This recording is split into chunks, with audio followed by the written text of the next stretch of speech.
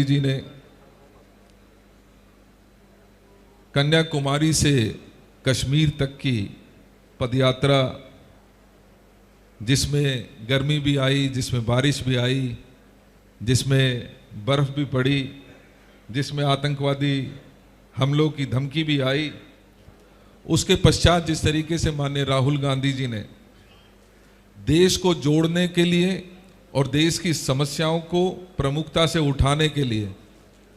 जो यात्रा निकाली, वो इतिहास में एक सफलतम यात्रा के रूप में जानी और पहचानी जाएगी, ये हम सबको मालूम है। और वहीं से इस यात्रा का, क्योंकि दिल्ली में भी कहीं ना कहीं आज हमें महसूस होता है कि दिल्ली में भी भारतीय जनता पार्टी और आम आदमी पार्टी के लगातार कुशासन की वजह से दिल्ली बहुत कुछ झेलने को मजबूर है। लिहाजा माननीय राहुल गांधी जी के रास्ते को आगे दिखाए हुए रास्ते को हम आगे बढ़ाते हुए आगामी 8 नवंबर से और 4 दिसंबर तक एक दिल्ली में दिल्ली न्याय यात्रा के रूप में हम दिल्ली के लोगों तक पहुंचेंगे, दिल्ली की जनता से इंटरेक्शन करेंगे, दिल्ली की जनता से बातें करेंगे, किस किस तरीके की पीड़ाएं पिछले 10 सालों में लोगों ने झेली हैं, किस तरीके की परेशानियों से जूझते हुए आज जो दिल्ली माननीय शीला दीक्षित जी के समय में 98 से और 2013 तक जिस तरीके की दिल्ली का निर्माण, एक मजबूत दिल्ली, एक सुव्यवस्थित दिल्ली का ढांचा तैयार किया गया था, आज कहीं ना कहीं उस ढांचे को हम देख रहे हैं कि लगातार वो उसमें लगातार गिरावट आने का काम हुआ है। तो इन्हीं मुद्दों के साथ, इन्हीं बातों के साथ हम ये चाहते हैं कि दिल्ली की कांग्रेस हर जन तक पहुँचे, उनकी पीड़ा जाने, उनका दुख दर्द जाने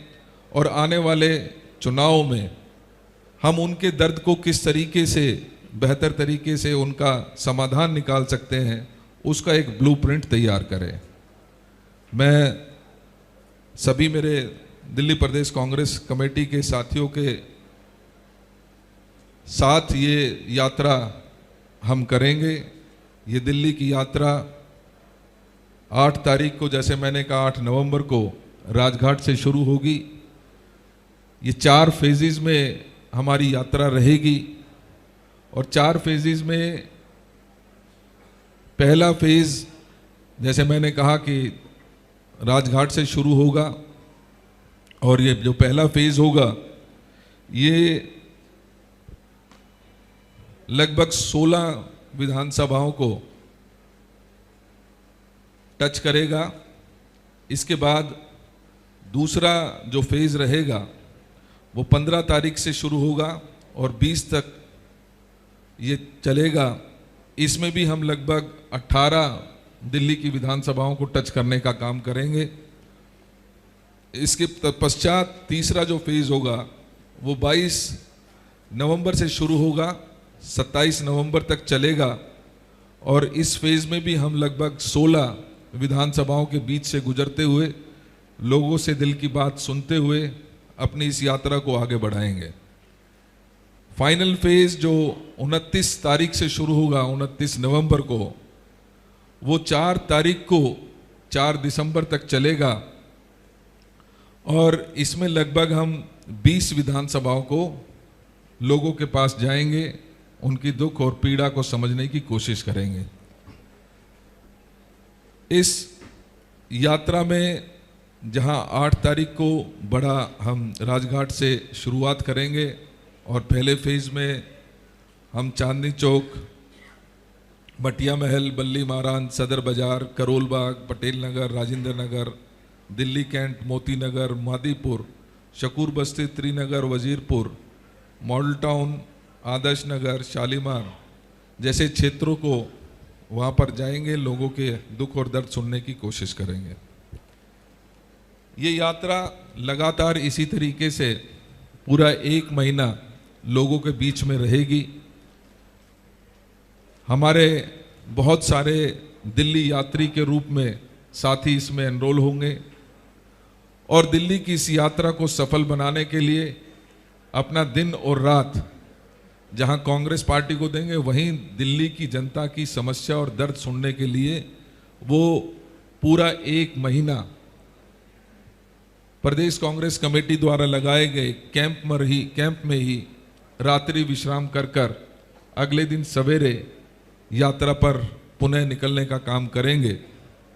साथियों, मेरा ये मानना है, क्योंकि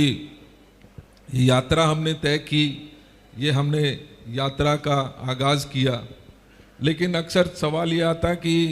इस यात्रा की ज़रूरत क्या पड़ी। तो मैं चंद बातें ज़रूर इस बारे में आपसे शेयर करना चाहता हूँ, क्योंकि जैसा आप जानते हैं कि 11 साल पहले माननीय मोदी जी ने देश की और दिल्ली की जनता को बड़े बड़े वादे कर कि महंगाई कम करेंगे, बेरोजगारी कम करेंगे, देश को मजबूत करने का काम करेंगे, लेकिन पिछले 10 सालों में देश के संविधान को कमजोर करने की कोशिश माननीय मोदी जी और उनकी पार्टी ने लगातार की है और उसका खामियाजा दिल्ली की जनता को भी भुगतना पड़ा है। इसी प्रकार से लगभग 2015 में, उससे पहले 13 में भी कुछ दिन की सरकार केजरीवाल जी की आई। उन्होंने बड़े सपने दिखाए कि हम एक ऐसी सुंदर शहर बनाने का काम करेंगे जिसमें सबको मौका मिलेगा, स्वराज की स्थापना करेंगे, एक मजबूत दिल्ली का निर्माण करने का वादा और सपना केजरीवाल जी ने किया। दिल्ली की भोली भाली जनता ने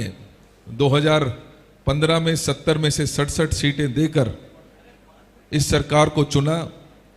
और दूसरी बार 2020 में 70 में से 62 सीटें देकर एक ऐसा बहुमत दिल्ली की जनता ने दिया, इस उम्मीद में दिया कि उनकी समस्याओं का समाधान होगा, उनकी परेशानियां खत्म होंगी। और मुझे याद आता है केजरीवाल जी का वो वादा कि हम एक मजबूत लोकपाल का भी गठन करेंगे, लेकिन 11 वर्ष बीतने के पश्चात लोकपाल का कहीं अता पता आज नहीं है।